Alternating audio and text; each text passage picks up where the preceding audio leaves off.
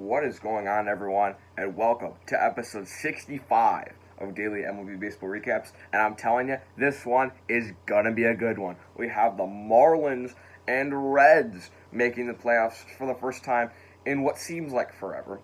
We have the Brewers and Cardinals playing in a series that's going to decide a playoff spot. We have playoff spots still up for grabs in the National League, and we have one of my favorite things in the world, butthurt White Sox fans. So I say we get into that first.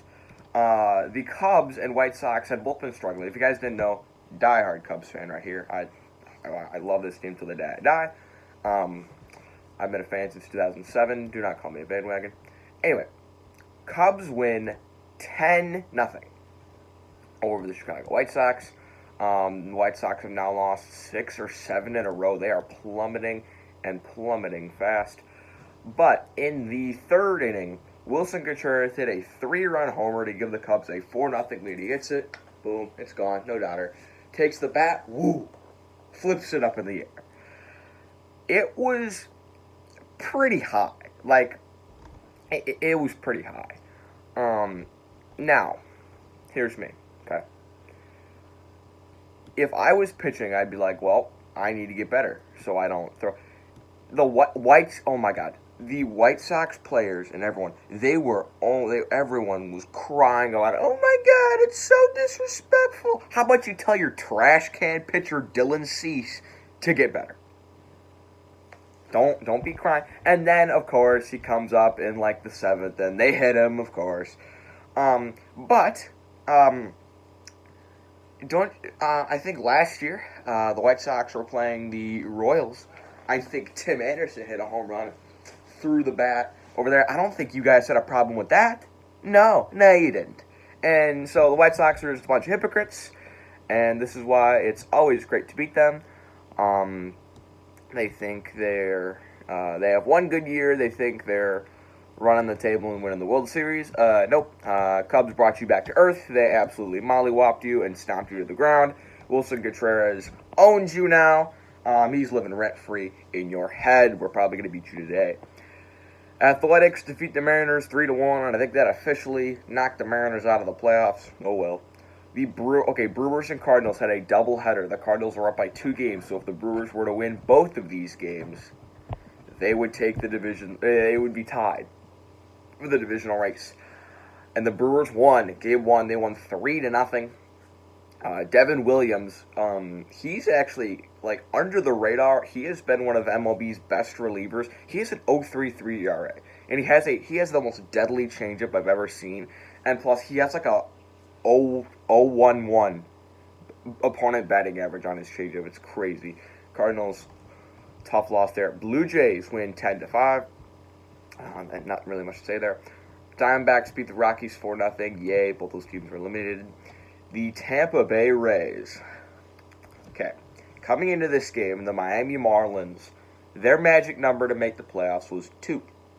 Which is, if you guys don't know what a magic number is, it's basically what you need to get into the playoffs, and it's either the amount of your wins or the team that behind you, their losses. So basically the Marlins would need either 2 wins, or they needed 2 of either Marlin wins or Phillies losses. And they got one here with the Tampa Bay Rays winning 6-4. Joey Wendell had a go-ahead 2-run single in the 8th inning. Remember, they're still fighting for the number 1 seed in the AL, so they still have something to play for.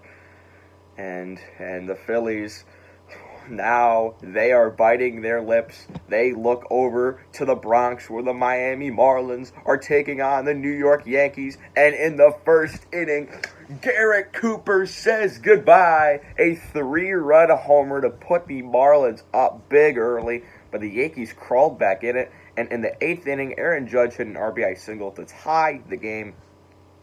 But have no fear, Jesus Aguilar there was actually a crazy play. So in extra innings, they put on pinch runner Monte Harrison on second base, and he got to third or whatever. So Starling Marte hits a ground ball, and Harrison is caught way off of third base, so he's going to run down. And basically, as he goes back into his slide after the catcher throws, it hit him in the back. So that was a huge break for Miami. If it didn't hit him in the back, he's out by a mile. but that's just a bad throw by their catcher.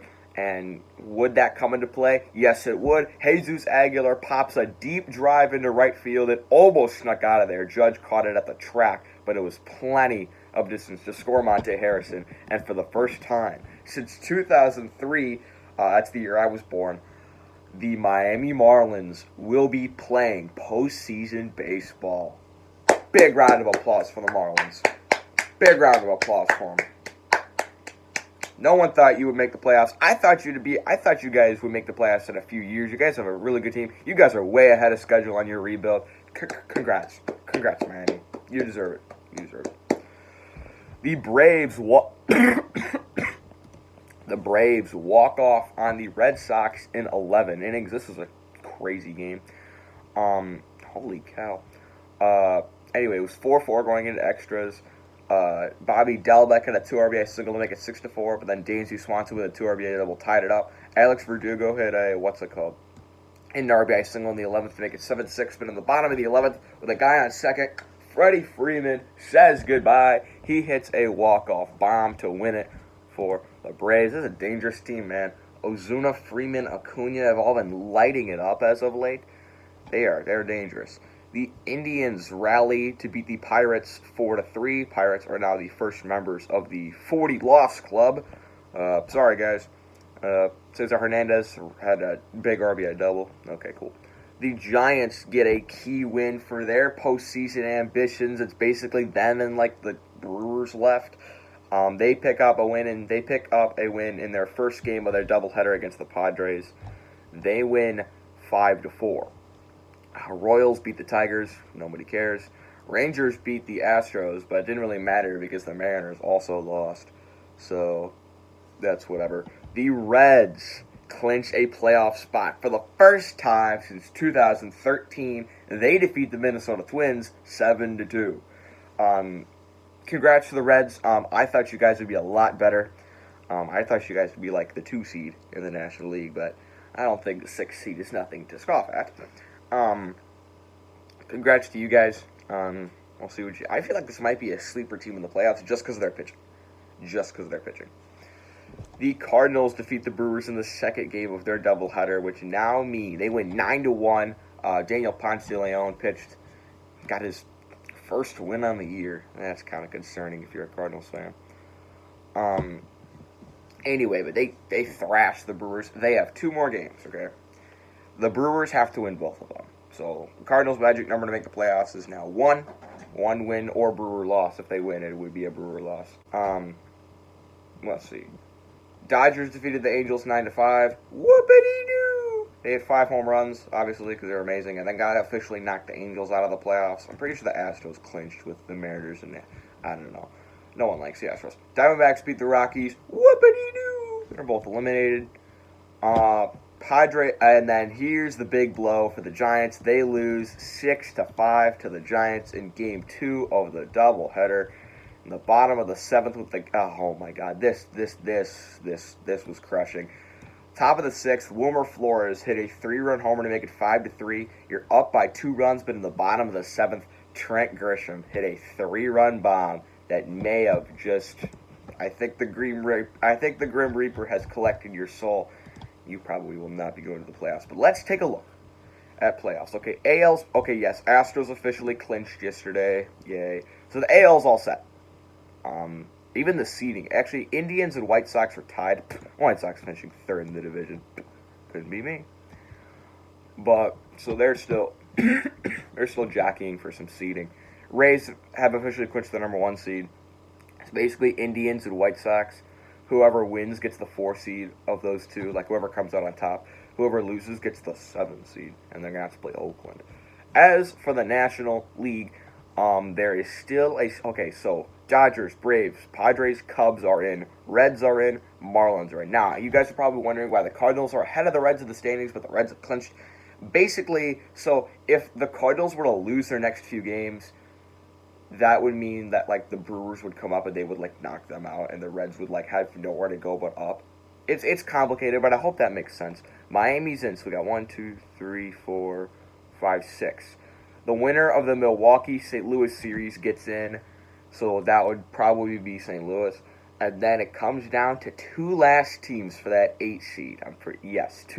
There's two last teams for the 8 seed. It's the Giants and the Phillies. Phillies are one game back of the Giants. So basically, there's 2 games left in the season. Yes, there's 2 games left. Philly needs to win both of those, and San Francisco needs to lose both of those. So that's what you got to look for. So San Francisco's magic number is, I think, 1. How many games do they have left? We should find this out pretty quickly. Their magic, how many games do they have left? They play 2 games against the Padres. Will not be easy games. Padres are a good team, and they'll just be looking for some momentum to get into the playoffs. And I think Philly has 2 left against Tampa.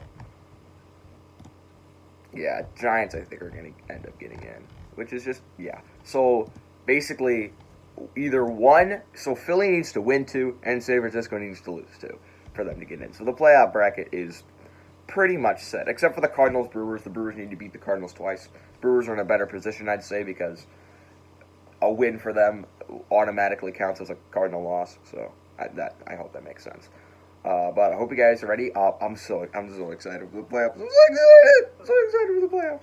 See you guys later.